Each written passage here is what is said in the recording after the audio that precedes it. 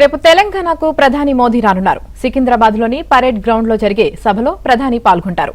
ప్రధాని పాల్గొనే అధికారిక కార్యక్రమాల్లో ముఖ్యమంత్రి రేవంత్ రెడ్డి కూడా పాల్గొంటారు.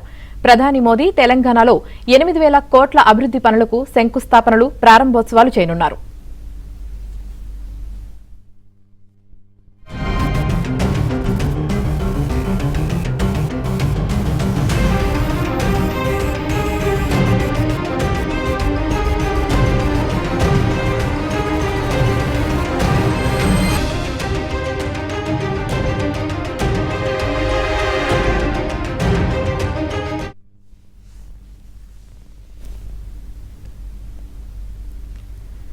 రేపటి సభ విజయవంతం కాబోతుందని బీజేఎల్పీ నేత ఏలేటి మహేశ్వర్ రెడ్డి అన్నారు. ప్రధాని మోదీ పర్యటనతో తెలంగాణలో బీజేపీ మరింత బలోపేతం అవుతుందంటున్న ఏలేటి మహేశ్వర్ రెడ్డితో మా ప్రతినిధి రాజేష్ ఫేస్ టు ఫేస్.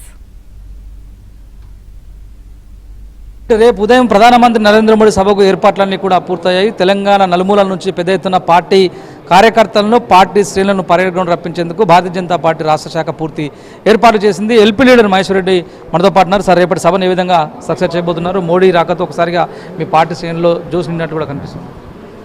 ఈరోజు నరేంద్ర మోడీ గారు వస్తున్న సందర్భంగా లక్షలాదిగా ప్రజలు స్వచ్ఛందంగా పరేడ్ గ్రౌండ్కి చేరుకోవడానికి సన్నద్ధమవుతా ఉన్నారు.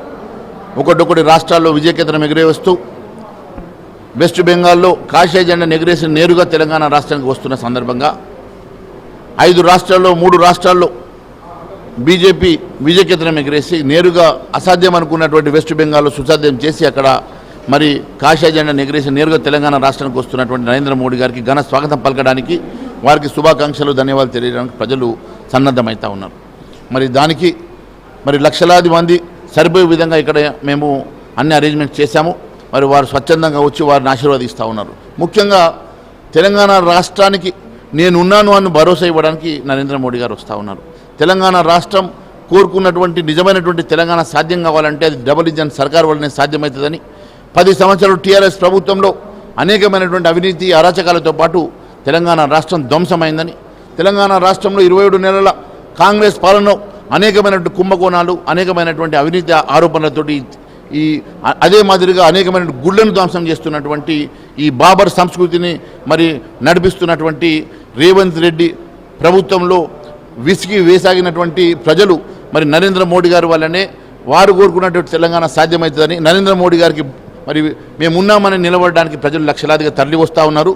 మరి ఖచ్చితంగా తెలంగాణలో డబుల్ ఇంజన్ సర్కారు వల్ల సుస్థిరమైనటువంటి పాలన అందిస్తానని చెప్పి భరోసా ఇవ్వడానికి, దిశ నిర్దేశం చేయడానికి మరి నరేంద్ర మోడీ గారు వస్తున్నారని తెలియజేస్తారు. 9,000 కోట్ల నిధులకు రేపు మోడీ శంకుస్థాపన చేయనున్నారు కదా, రాష్ట్ర పార్టీ తరఫున ముఖ్యమంత్రి రేవంత్ రెడ్డికి ఏమైనా ఇన్విటేషన్ ఇచ్చారా పార్టీ తరఫున? అది ప్రోటోకాల్ ప్రకారం వెళ్తుంది.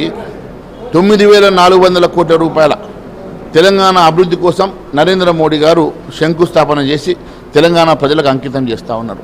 అదే మాదిరిగా ఇప్పటివరకు 12 లక్షల కోట్ల రూపాయలు నిధులు ఇచ్చినటువంటి ఘనత కూడా నరేంద్ర మోడీ గారి ప్రభుత్వం తెలియజేస్తారు. 3 లక్షల మందితో సభ సక్సెస్ కాబోతుంది.